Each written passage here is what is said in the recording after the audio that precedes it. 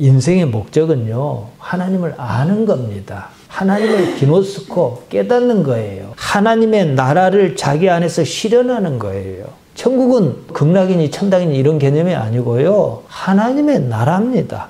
믿어야 하는 것은 자기가 아니에요. 예수님입니다. 자기를 부인하라. 이 말씀을 이해하지 못하면 한 발짝도 앞으로 나아가지 못합니다. 그래서 오늘날 한국 기독교가 이상한 거예요.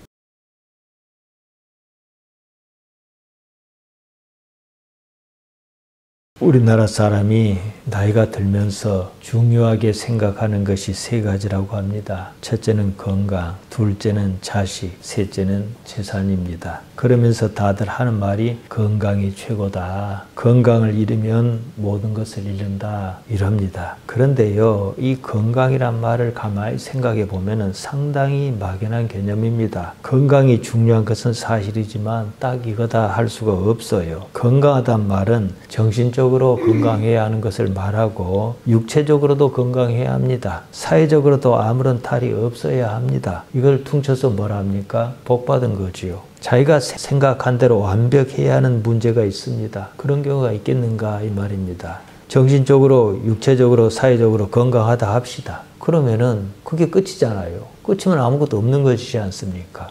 우리 주변에서 갑자기 죽은 사람이 들어 있습니다. 아니면 뜬금없이 무슨 암이다 그러더니만 얼마 못 가서 죽은 사람도 있습니다. 이런 경우는 사실 특별한 경우입니다. 대부분이 골골하면서 삽니다. 여기가 아프면 여기 고치고 저기가 아프면 저기 고치고 그러면서 그럭저럭 삽니다. 그러다가 육체가 도저히 감당을 못하겠다 그러면 죽습니다. 인생을 하나로 퉁쳐서 보면 이러려고 사는가 싶지 않습니까? 우리가 무엇을 위해서 산다 이런 것이 없잖아요. 그러니까 다른 무엇이어야 한다 이 말입니다. 지금은요 우리가 다 실감합니다. 노년의 시대입니다. 어디를 가나 노인 천지예요. 중국에서는요 유치원 이제 아이들이 없어지니까 노인을 받아들이는데 노인하고 아이하고 같이 하는 거예요. 할아버지 할머니하고 유치원 생활을 같이 하니까 얼마나 좋겠어요. 좋은 방법입니다. 아무튼 노년의 시대예요. 젊어서 팔팔 했을 때는 저절로 건강한 줄 압니다. 지금 나이가 딱 50인 사람이 있다고 그럽시다. 이제 인생 딱 반사한 거예요. 나머지 반은 어떻게 살아야 하는가 골골하면서 하는 거예요. 참 복잡하지 않습니까? 오래전이었습니다. 이진관이라는 가수가 있어요. 인생은 미완성 이런 노래를 불렀습니다. 그때가 1984년이었습니다. 이듬해 방송사에서 가요대상을 받았습니다. 40년이 지났습니다. 그때는 한창 젊었을 때였지 않겠습니까? 인생은 무엇을 하려다 만 것이다. 이게 노랫말이에요. 물론 노랫말이 그렇다는 겁니다. 젊었을 때는 누구나 그런 생각을 가질 수 있어요. 세월이 많이 지난 지금도 인생은 무엇을 하려다 만 것이라고 생각할까 싶습니다. 오늘 죽어도 그만, 내일 죽어도 그만인 나이에 이르렀습니다. 곧 죽을 나이에 아직도 이루어야 하는 무엇이 있다고 하면 그것이 더 이상한 일입니다. 인생은요 사그러듭니다. 사라져요. 불변의 사실입니다. 이런 인생에 초점을 맞출 일은 아니라는 것을 말씀드리는 겁니다. 그래서 우리가 복 있는 사람입니다. 인생은 그냥 주어진 대로 하나님 은혜 가운데 그럭저럭 사는 것이고 그러면서 변하지 않는 그것, 영혼의 세계를 바라보는 안목, 능력이 있어야 합니다. 우리가 지금 로마서에서 갈라디아서를 보고 있습니다. 바울이 어떤 사람인가, 무엇에 목을 매듯 살았는가 이것이 보이지 않습니까? 이러다 많은 인생일 것 같으면은 바울이 그렇게 하지는 않았을 것입니다. 2절에 보면 내가 복음을 그들에게 제시했다 이런 말이 나옵니다. 아네데멘 아우토이스토 유앙겔리온입니다. 이따 보겠습니다만은 이것이 바울이 이 세상을 사는 목적이었습니다. 그러자면 자기 자신부터가 복음이 무엇인지 그것을 깨달은 뭐가 있어야 하지 않겠습니까? 그러지 않고서야 인생을 그렇게 걸 수는 없습니다. 분명한 사실은 바울 자신이 인생은 이렇게 살다 마는 것이 아니라는 사실을 느꼈다는 겁니다. 그래서 확 바뀌었지요. 이 바뀌는 게 쉬운 게 아니에요. 뭐가 있어야 바뀌는 거지요. 지금 우리가 바울이 느꼈을 그 심정을 이해하는가 또 그렇게 사는가 이것을 말씀드립니다. 수많은 사람이 교회 다닙니다. 그 사람이 지금 어떻게 사는가 그것을 보면 그냥 알 수 있습니다. 몸은 교회 다니면서도 의식적으로는 여전히 이 세상의 것에 목을 맵니다. 영원한 세계에 대한 그림이 없습니다. 그 그림을 그릴 생각이 없어요. 복음을 잘못 알아서 그런 겁니다. 복음을 깨닫지 못했습니다. 삶이 전혀 바뀌지 않았습니다. 바울은 예수님을 안 이후로 삶이 바뀌었습니다. 이래야 합니다. 예수님을 기준으로 그 이전과 이후가 분명히 달라야 합니다. 무엇이 다른가? 어떻게 다른가? 우리는 스스로 가늠해 볼 수 있습니다. 당시에 예루살렘은 교회의 본거지였습니다. 교회의 중심이었습니다. 베드로를 비롯하여 예수님을 모셨던 제자가 거기에 모여 있었습니다. 바울은 이방 세계에 복음을 전했습니다. 아무래도 조심스러운 시기였습니다. 바울과 같은 사람이 있었기에 복음이 오늘날 우리에게까지 전해지지 않았는가 이런 생각을 합니다. 예수님께서 부활하셨습니다. 승천하시기 전에 예수님께서 제자에게 이런 말씀을 남기셨습니다. 사도행전 1장 8절에 나옵니다. 원문에 맞게 번역하면 이렇습니다. 오직 성령이 너희에게 임하면 너희가 권능을 받고 예루살렘과 온 유대와 사마리아와 땅끝까지 이르러 너희가 내 증인이리라. 제자는 예수님께서 십자가에 달리신 것과 부활과 승천하신 사건을 모두 목도했습니다. 예수님을 중심으로 벌어진 그 사건에 사실감이 상당했을 것입니다. 그런 제자로서는 이 말씀을 그냥 넘길 수 없었을 것입니다. 복음이 아직 예루살렘에 머물러 있었습니다. 로마가 온 세상을 통치하던 시대였습니다. 바로 그에 앞서 말입니다. 마케도니아에서 한 인물이 나왔습니다. 알렉산더였습니다. 알렉산더가 온 세상에 헬라말 코이네를 쫙 깔아두었습니다. 코이네란 말 자체가 공통의 보편의 이런 뜻입니다. 언어적 한계를 무너뜨린 겁니다. 알렉산더가 복음을 전파할 수 있도록 판을 미리 깔아둔 셈입니다. 그 기반 위에 로마가 들어섰습니다. 신약 성경이 헬라말로 쓰인 이유가 이것입니다. 모든 길은 로마로 통한다 하지 않습니까? 그 길이 복음을 전파하는 길로 쓰였다는 사실입니다. 예루살렘과 유대와 사마리아를 넘어 복음을 전하는 데에는요, 바울만한 인물이 없었습니다. 바울은 로마 시민권을 가지고 있었습니다. 헬라말과 학문에 밝았습니다. 사도행전 22장 3절을 보면 당시에 유명한 율법 교사였던 가말리엘 문화에서 율법을 배웠다고 하였습니다. 거기다가 이제는 예수님의 복음을 깨달았습니다. 다 갖추었습니다. 빌립보서 3장 5절에서 6절에 나옵니다. 나는 8일 만에 할례를 받고 이스라엘 족속이요 베냐민 지파요 히브리인 중에 히브리인이요 율법으로는 바리새인이요 열심으로는 교회를 박해하고 율법의 의로는 흠이 없는 자라. 유대인 중에 유대인이요 골수 유대인이었다 이 말입니다. 이런 사람이 예수님으로 인해서 변했습니다. 바울 자신 스스로 이렇게 밝혔습니다. 그들은 바울이 어떤 사람인 줄 잘 알고 있었습니다. 아무튼요, 다 갖춘 사람입니다. 다들 그런 줄 압니다. 그러니까 바울이 툭 나타났을 때 사실 조심스러웠지 않겠습니까? 한편으로 이만한 인물이 없었습니다. 더할 나위 없었습니다. 이 사람이 정말로 바뀌기만 하였으면 이 말입니다. 이런 상황입니다.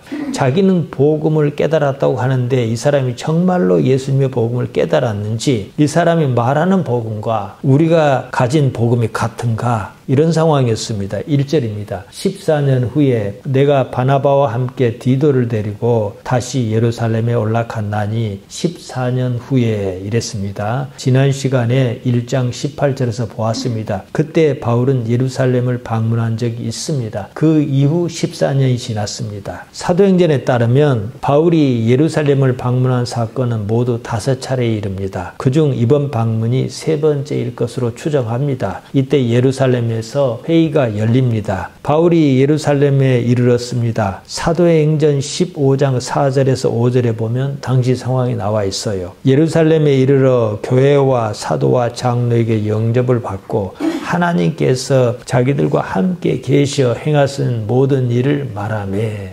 이를테면은 선교 보고를 한 겁니다. 그랬더니 바리새파 중에 어떤 사람이 일어나더니 이렇게 말하는 거예요. 이방인에게 할례를 행하고 모세의 율법을 지키라 명하는 것이 마땅하다. 이러는 거예요. 복음이 아니잖아요.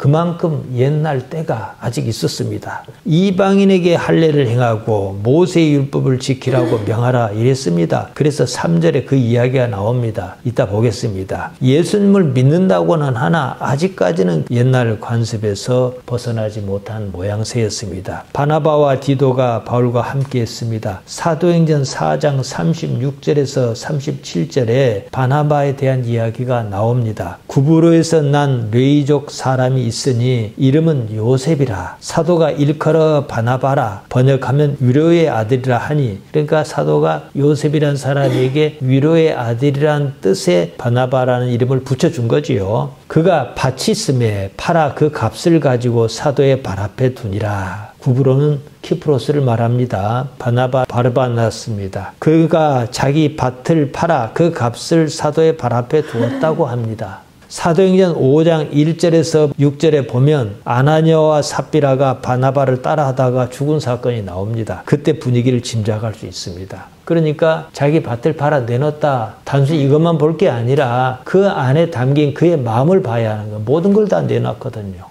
바나바는 예수님의 부활에 대한 증언에 깊이 감동을 받은 것으로 보입니다. 바나바가 밭을 팔아 내놓았다는 사실은 바울과 마찬가지로 인생을 걸었다, 이것을 의미합니다. 바울을 예루살렘의 사도에게 천간 사람이 바로 바나바였습니다. 인품이 좋습니다. 바나바가 이렇게 청거를 하기 때문에 사도들이 받아들일 수가 있었죠. 그래서 이방 선교의 한 축을 담당한 사람입니다. 바나바가 바울의 길을 열어준 것입니다. 디도, 티토스입니다. 헬라인이었습니다. 바울의 복음 사역 초기에 복음을 받아들인 사람입니다. 바울이 쓴 편지 중에 디도서라고 있습니다. 디도에게 쓴 편지입니다. 디도서 1장 4절에 이렇게 나와 있습니다. 같은 믿음을 따라 나의 참 아들 디도에게 편지하노니 하나님 아버지와 그리스도 예수 우리 구주로부터 은혜와 평강이 내게 있을지어다. 원문은 이렇게 시작합니다. 티토 그네시오 테크노. 디도는 참으로 내 자식이다. 이 말입니다. 그만큼 바울이 디도를 신뢰하고 사랑했다는 말입니다. 2절입니다. 계시를 따라 올라가 내가 이방 가운데서 전파하는 복음을 그들에게 제시하되 유력한 자에게 사사로이 한 것은 내가 다름질하는 것이나 다름질한 것이 헛되지 않게 하려 함이라. 계시 아포칼립시스입니다. 사사로운 결정에 따라 자기 판단에 따라 예루살렘에 올라간 것이 아니라는 말을 하려는 것입니다. 그 계시가 어떤 방식으로 이루어졌는지에 대해서는 알 방법이 없습니다. 그의 삶이 어떠했는가 이것으로 판단할 수 있습니다. 내가 이방 가운데서 전파하는 복음을 그들에게 제시했다. 이럽니다. 이 구절은 사도행전 15장 12절을 가리키는 것으로 보입니다. 이렇습니다. 온 무리가 가만히 있어 바나바와 바울이 하나님께서 자기들로 말미암아 이방인 중에서 행하신 표적과 기사에 관하여 말하는 것을 듣더니 이랬습니다. 예루살렘 교회에서 그랬다는 것입니다. 사사로이 하다 카트 에드네신, 자기 개인적으로 이런 뜻입니다. 유력한 자, 독후신, 베드로와 야고보와 요한을 가리킵니다. 이따가 또 나옵니다. 예수님께서 제자를 떠나 하늘로 올라가셨습니다.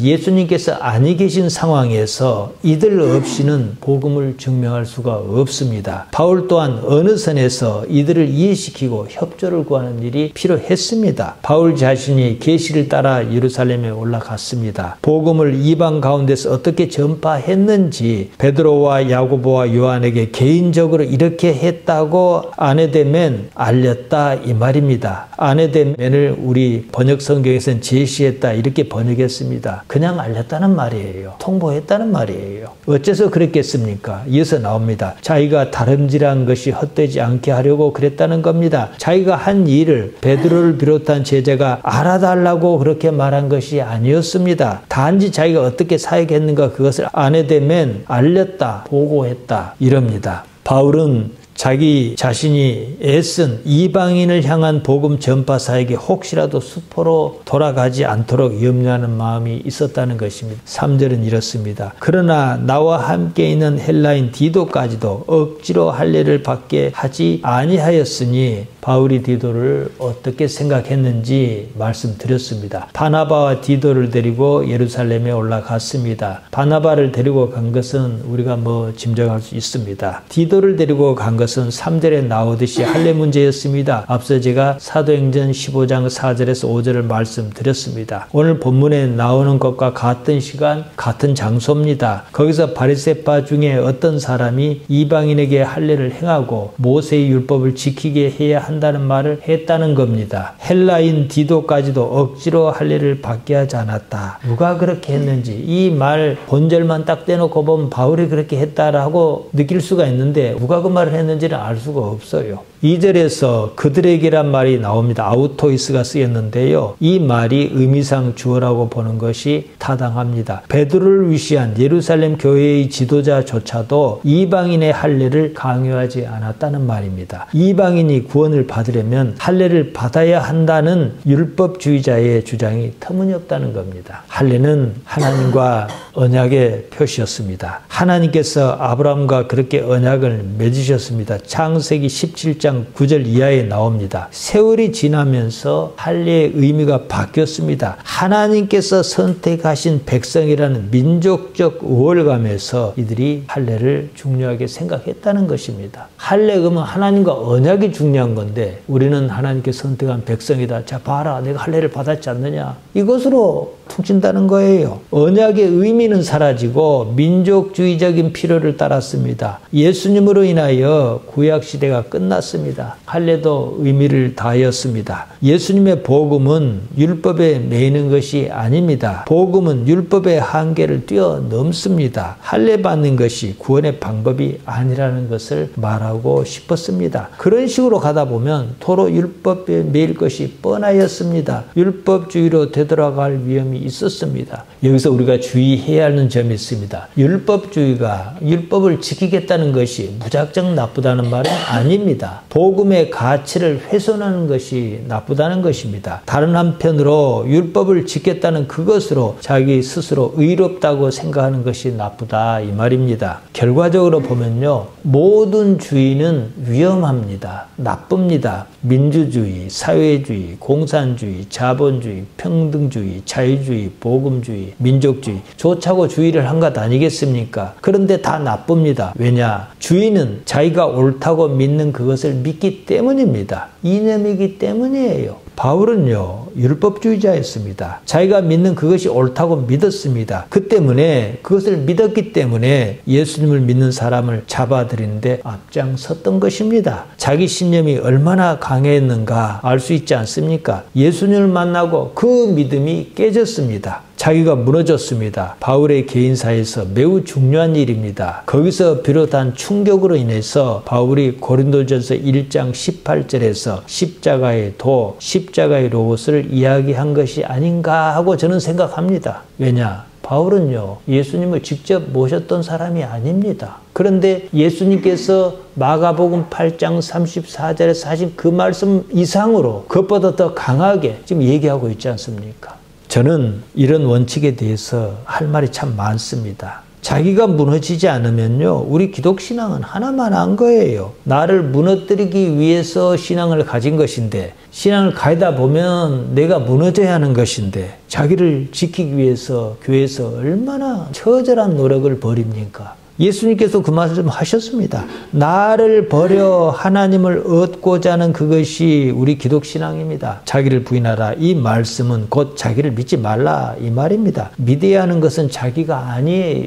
예수님입니다. 언제든지 내 생각이 틀렸다 싶으면 바꿀 수 있어야 합니다. 자기를 부인하라. 이 말씀을 이해하지 못하면 한 발짝도 앞으로 나아가지 못합니다. 그래서 오늘날 한국 기독교가 이상한 거예요. 자기가 믿는 것을 믿어요. 예수님의 말씀으로 교정할 생각이 없습니다. 십자가를 외면하면서 예수님을 믿는다고 그야 다닙니다.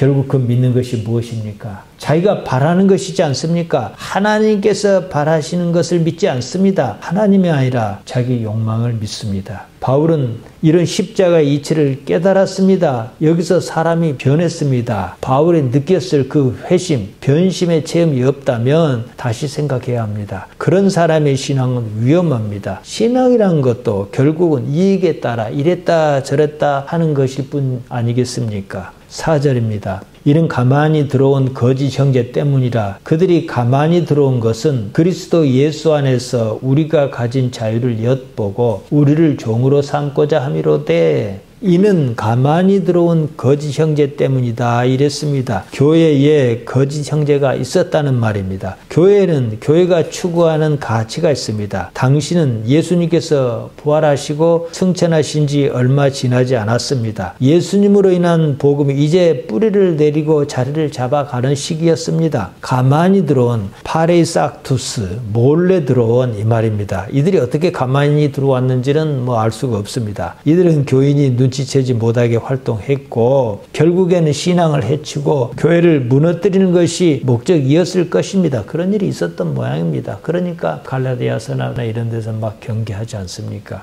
거짓 형제, 푸시다 델포스입니다. 거짓을 가리키는 퓨데스와 형제를 가리키는 아델포스를 합친 말입니다. 형제의 가능성을 조금이라도 열어둔 표현이 아닌가 합니다. 일단은 거짓이라는 말이 들어간 이상 도저히 형제로 받아들일 수 없다는 개념일 수도 있습니다. 엿보고 카타스코피사입니다. 정탐꾼처럼 살핀 것을 말합니다. 그리스도인으로서 자유를 빼앗기 위하여 정탐꾼처럼 살폈다는 겁니다. 상당히 과격한 용어입니다. 어째서 이런 말을 썼을까 이해해야 합니다. 자유라는 말이 나옵니다. 엘류데리아입니다. 이 말이 나오면 반드시 자유롭지 못한 상태에 처한 인간, 즉 노예가 떠올라야 합니다. 당시로서는 그랬습니다. 자기 자신이 자기 주인이 아니라 다른 무엇이 자기 주인이란 뜻에서 하는 말입니다. 주인이 누구겠습니까? 하마르티아입니다. 예수님께서 유대인에게 말씀하셨습니다. 요한복음 8장 34절입니다. 진실로 진실로 너희에게 이르노니 죄를 범하는 자마다 죄의 종이다. 죄를 범하는 자, 호, 포연텐, 하마르티안. 우리는 범하다 그러면 저지르다 이런 뜻 아니겠습니까? 여기서는 그 말이 아니에요. 하마르티아를 만드는 사람입니다. 하마르티아를 생기게 하는 사람입니다. 그가 곧 하마르티아의 노예다 이 말이거든요. 하마르티아의 노예니까 하마르티아를 행할 것이 아니겠느냐 이 말씀입니다. 그에 앞서 하신 말씀이 요한복음 8장 32절입니다. 진리를 알지니 진리가 너희를 자유롭게 하리라. 진리 알레데이아입니다. 단지 사실입니다. 무슨 이치가 아니에요. 사실을 알아라. 그러면 그 사실로 인하여 너희가 자유로울 것이다 이 말씀입니다.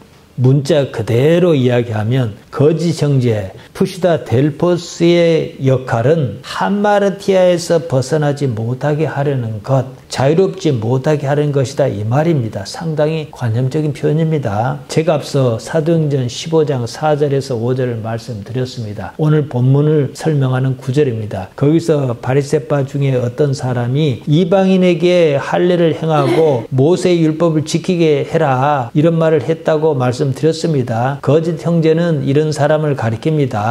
율법을 넘어서지 못한 사람입니다. 그런 율법주의자가 예수님의 복음으로 말미암은 그리스도인의 자유를 없이 하려고 계속해서 하마르티아에 빠져 살도록 하려고 마치 무엇을 하는 것처럼 묘사했습니다. 교회 상황이 그렇다 이 말이에요. 이런 말은요, 상황을 이야기하는 화법입니다. 대개 이런 구절을 보고 어쩝니까? 영적인 무엇이 있는 것으로 해석합니다. 영적이란 말을 쓰는 사람은 자기도 잘 모른다 이 말이에요. 알면 뭐 영적이란 말을 쓰겠습니까? 무엇이 있기는 있는 것 같은데 잘은 모르겠는 거예요. 이런 상황에서 영적이란 말을 씁니다. 우리는 영적으로 밥을 먹거나 영적으로 교회 나오거나 영적으로 세상을 살거나 그러지 않습니다. 우리가 접하는 모든 것은 사실이고 사실이어야 합니다. 그들은 알 수 없는 말을 할지라도 우리는 아는 것을 말합니다. 사실을 접하고도 사실로 인식하지 못한 그것이 문제다 이 말씀입니다. 이해하시겠습니까?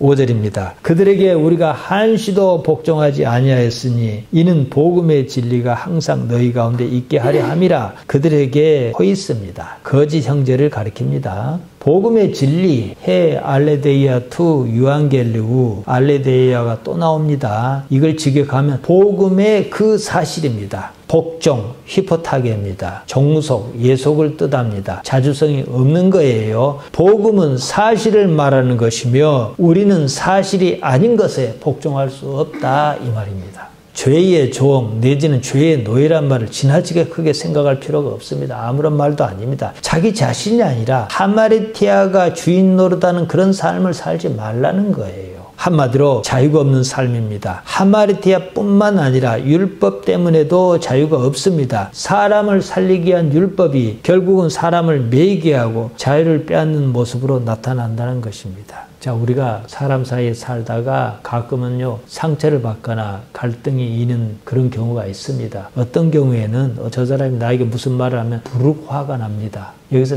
나는 화를 내야지라고 의도한 적이 없어요. 화를 부르륵 내가 내는 것입니까? 누가 내는 것입니까? 근데 그것을 내가 낸다라고 착각하는 사람은 하마르티아에 빠져 사는 사람이에요. 애초에 자유가 없는 사람은 자신이 자유가 없는 사실조차 모릅니다. 유대인이 그랬습니다. 그런 유대인의 습성에 따라 갈라디아 교회가 그럴 위험이 있다. 바울이 아마 이렇게 판단한 것 같습니다. 6절입니다. 유력하다는 이 중에, 가로는 빼고 보아도 상관없습니다. 유력하다는 이 중에 저 유력한 이는 내게 의무를 더하여 준 것이 없고, 유력하다는 이 중에 저 유력한 이, 번역이 참 묘합니다. 유력한 이는 9절에 나오듯이 베드로와 야고보와 요한을 가리킵니다. 유력하다는 이는 이 세 사람 외에 다른 사도를 포함해서 하는 얘기입니다. 그들이 예루살렘 교회의 기둥이었습니다. 사도가 베드로와 야고보와 요한 말고도 또 있었지 않습니까? 그 중에서도 핵심인 베드로와 야고보와 요한은 나에게 의무를 지운 적이 없다 이 말이에요. 7절과 8절입니다. 도리어 그들은 내가 무할례자에게 복음 전함을 맡은 것이 베드로가 할례자에게 맡음과 같은 것을 보았고, 베드로에게 역사하사 그를 할례자의 사도로 삼으신 이가 또 내게 역사하사 나를 이방인의 사도로 삼으셨느니라. 할례자, 유대인을 말합니다. 무할례자, 이방인을 말합니다. 그러면 본문 설명이 끝나는 거예요. 나는 이방인의 사도로 부르심을 받았고 베드로는 유대인에게 복음을 전하는 사도로 부르심을 받았다 이 말이에요. 7절은 알라 이렇게 시작합니다. 그러나 이 뜻입니다. 우리 번역 성경에는 빠졌습니다. 앞문장과 대조적인 내용이 나온다는 것을 가리킵니다. 할례자는 유대인, 무할례자는 이방인입니다. 바울 자신은 이방인에게 복음을 전하였는데 그것은 베드로가 유대인에게 복음을 전한 것과 같다. 이 말입니다. 베드로를 유대인의 사도로 삼으신 이가 바울 자신을 이방인의 사도로 삼으셨다. 이럽니다. 9절이 그것을 설명합니다. 또 기둥같이 여기는 야고보와 게바와 요한도 내게 주신 은혜를 알므로 나와 바나바에게 친교의 악수를 하였으니 우리는 이방인에게로 그들은 할례자에게로 가게 하려 함이라. 기둥, 스틸로스입니다. 지주를 말합니다. 우리가 흔히 쓰는 말과 같아요. 여러분이 우리 교회의 기둥이지 않습니까? 이 말이에요. 앞서 유력한이라는 말이 나왔습니다. 유력하다는 말 도쿤테스가 쓰였습니다. 기둥같이 여기는 호이 도쿤테스 스틸로이 에이나입니다. 기둥으로 여기는 유력한이 이 뜻입니다. 베드로와 야고보와 요한을 가리킵니다. 베드로와 야고보와 요한 이 세 사람은 확실히 예루살렘 교회의 기둥이었습니다. 지도자였어요. 그들도 바울 자신에게 나타난 주의 은혜를 알았다, 인정했다 이럽니다. 그래서 바울 자신과 바나바는 이방인에게 복음을 전했고 베드로를 비롯한 그들은 유대인으로 향했다 이 말을 하는 겁니다. 사실 이런 것은 말처럼 쉬운 일이 아닙니다. 물론 우리는 쉽습니다. 유대인이 아니기 때문입니다. 이런 것을 보면 유대인인 베드로와 요한과 야고보가 정말로 변했다는 사실을 알 수가 있지 않습니까? 그들은 오랜 전통의 관념에 매이지 않았습니다. 예수님의 복음을 제대로 이해했습니다. 10절입니다. 다만 우리에게 가난한 자를 기억하도록 부탁하였으니 이것은 나도 본래부터 힘써 행하여 왔노라.